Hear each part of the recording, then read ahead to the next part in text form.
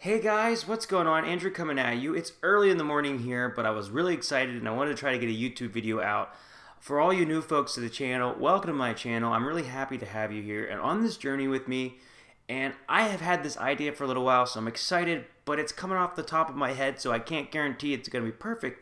I wanted to talk about a few things I think Americans could learn from Swedes. Now, first of all, I want to say I'm American and I'm proud of being American, of course. I love my culture, where I come from, and at the same time though, being in another society kind of teaches me some things that I think that we could do better. Sometimes the very positive things about a society or a group of people can also be part of the negatives with it as far as things that we could fix or do better. And I don't think that one society is perfect or anything like that. I just think that if we can constantly learn from each other and be open-minded, it's really cool. It's kind of one of my ideas with the channel is to give people my perspective here in Sweden. Maybe hopefully educate people maybe more about how Americans think, and then maybe educate Americans a little bit about things I've learned from Sweden. So this one is going to be about a couple things, and let's go. The first one I definitely think would be recycling. Now, I did notice when I was back in the States that people take recycling much more serious now, and I would say way more than they have in the past, and that's really nice to see that people are more conscientious when it comes to recycling. And I'm sure there's some places out west or in California where it's even better to do recycling. But the thing I always enjoyed here in Sweden was the machines that you have where you get money back, but I mean they charge you the money up front for the can. So basically you pay like, I don't know, 20 cents more per can, but you get that money back if you recycle. Here's what I think is super cool about that. First of all you got to do is just go to the store and recycle and you get your money back. And so it's not really, you're paying a little bit more, but the motivation's to go and recycle. The next thing I like about that is if someone would leave a can or a bottle somewhere, someone's motivated to go pick it up because it's worth some money. So then you don't really see like a lot of bottles or things left behind. So I think this is really, really great. I would like to see this more and more in the United States. I'd like to see this in every Walmart and everywhere else just to encourage people to recycle. I think it would be a fantastic way to go about it. It could even just be a penny or 10 cents or 15 cents, whatever it is in Sweden. But I think that Sweden does a much better job when it comes to recycling. And as Americans, we probably use more. We are, there's no doubt, like the biggest consuming culture in the world. I mean, I consider Europe to be a consumer culture as well. But they're definitely steps ahead of us when it comes to recycling. So I think that would be really important. And that's something that Americans could really take. That being said, I think a love of nature as well. And don't get me wrong, Americans love nature. I love nature. I grew up hiking and in the woods. But I think that we could do a better job of taking care of our environment. And that's what recycling comes down to, recycling and the environment. And again, not picking a side on the left or the right or anything like that. But if you just think about the earth as a whole, I think we owe it to preserve it for our children and then our children's children. So it's time to start thinking about the steps we need to take to be better at recycling. And so what I say is it's very common in the States to buy plastic silverware and plastic cups and disposable, and this is just normal, and you use it a lot more. I'm not saying every day people use plastic silverware and plastic plates, but it's a lot more common. And if you think about how much plastic there is in the world and in landfills and everything else, it's one thing that I have found is not really common in Europe as it is in the States is plastic cups and plastic silverware and plastic plates. And so I think that's another thing that we can learn from Sweden as a way to do things better. Next is one of the most positive things I think with the American society is no matter who you are, where you come from, if you work hard, you can be successful, and I do 100% believe that. That being said, though, sometimes I think we could do a little bit better job of thinking of our common men and women and children, just basically thinking of others. I think we do that, but in our society, it's a very highly competitive, and I think that's good about our culture. I mean, I've heard arguments say that like without this competitiveness, without this way of thinking, you wouldn't have like an iPhone, you wouldn't have the companies that you have in America. And that's for you guys to kind of debate in the comments, really. But I think we could just do a little bit better job of putting ourselves in other people's shoes and thinking about what that's like.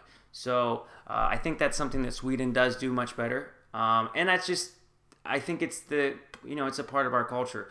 I've heard people say this before, that in America it's kind of like the Wild Wild West.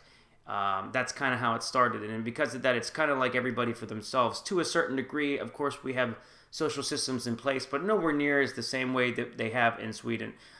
So I think we could learn a little bit about how they do the system here. I'm not saying that everything that works in Sweden perfectly with that, but like I said, we could probably do a better job.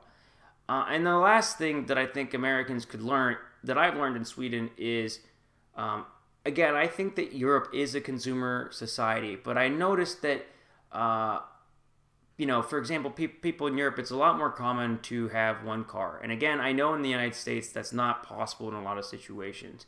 And so we're talking, in the short term, it's not possible. But I'm saying in the long term, what I've noticed with being in Europe, and I think something that we can learn in Americans, is to be a little bit less of a consumer culture. And I think this would just be beneficial for everybody. So hear me out. What I mean by this is maybe getting used to having just a little bit less. And that's completely against our culture, because our culture in a lot of ways is everything to the extreme. And don't get me wrong, there's things I love about that in America. And again, I love my country.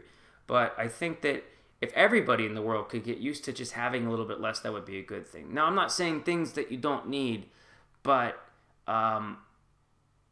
maybe you don't need to have so much massive stuff. You don't need to buy so many things. If you go to a U.S. place, and these are things I like about America at the same time, though, so don't get me wrong. I don't completely mean this in a negative, but you can buy like 50 ketchups at once and all these things. And I think that could kind of not always be the greatest. I have found that I'm actually a lot happier. So basically, the word I'm trying to say the Americans could benefit from is a Swedish word called lagom. And lagom basically means like not too much, not too little, just right.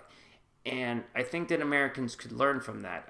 I know that kind of goes against our philosophy a little bit, but I think in general, in the future, in the next 100 to 200 to 300 years, if we're going to thrive on this planet and keep the world a better place, we're going to have to get a little bit better at consuming less things. It's just going to be better for the planet as a whole. And I think Europeans do that a lot better than we do. I think we're getting there. I think it's going to take time, but I just think it's something we could learn from Europeans. And I'm not saying that in America you have to have a small house, or I'm not saying when you consume less, I'm not saying that you're living less is like not as well. Like, I'm not saying that people in Europe are not living as well. I'm saying that I think when you consume less things and you kind of lose that desire to have to buy a new iPhone every year, and I'm sure plenty of people do it here, I think overall it's just kind of better for you. It's better for the environment to just take a little bit less. Like, just a little less social media, just a little bit less television, just a little bit less junk food or fast food, just a little bit less of all these things. So I hope that was good. And again, I'm not trying to generalize. As an American, I'm not saying that everybody thinks a certain way. One of the stereotypes I hate about Americans that people bring up is that we're all out of shape, which is absolutely not true. Plenty of us are in shape. Plenty of us eat healthy. Plenty of us consume within our means. So this is just a general view. So I'm not lumping everybody into one thing. This is just some things that I've learned over time that's kind of changed my thinking.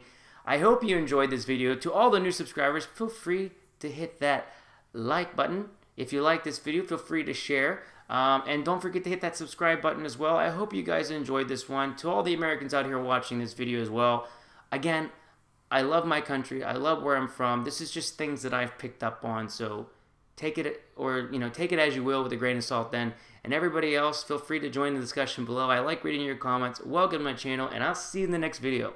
Take care.